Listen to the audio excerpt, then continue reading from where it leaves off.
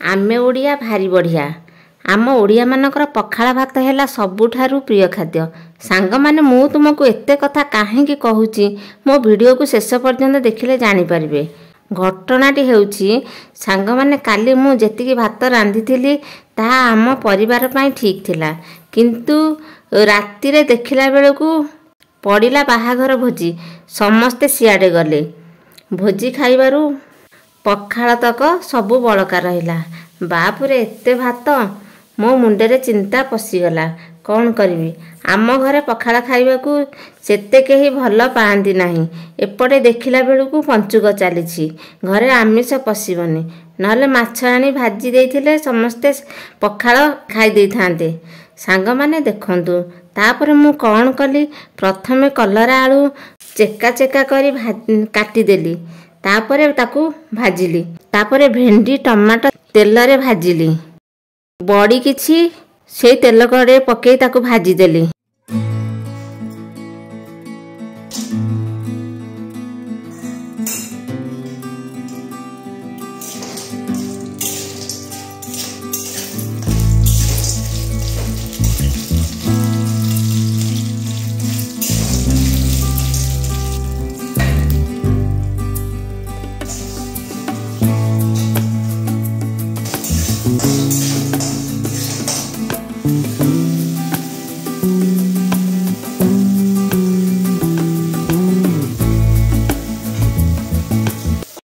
बड़ी को रसुण अदा कंचा लंका सोरिष तेल पकाई ताकू बड़ी चूरा बने देली।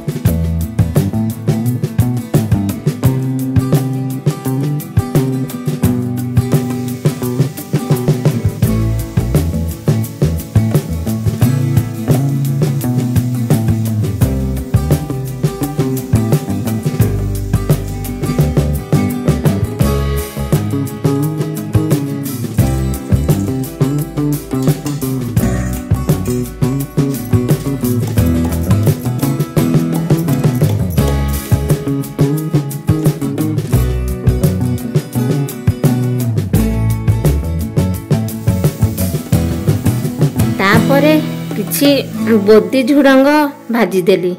एबे प्रस्तुत होई गला हमर बड़ी चूड़ा सहित भजा भजी। ता सहित किछि काकुड़ी और प्याज काटी देली एवं घरे टमाटो और खजरा खटा थिला। तापरे पखाल खिया पई हमर प्रस्तुत होई गला। चलंतु एबे आमे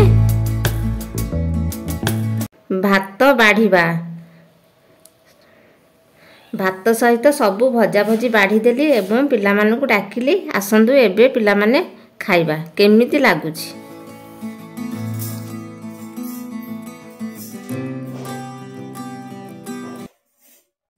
सांगने हमर आज पखाल आज खाइबा। पखाल संगे आज हमर हेची झुलण भजा, तापर बड़ी चूरा खट्टा आउ टमाटो भेंडी सेका काकुड़ी आ संगे कलरा भजा। आसा खाइबा केंति लागुछि।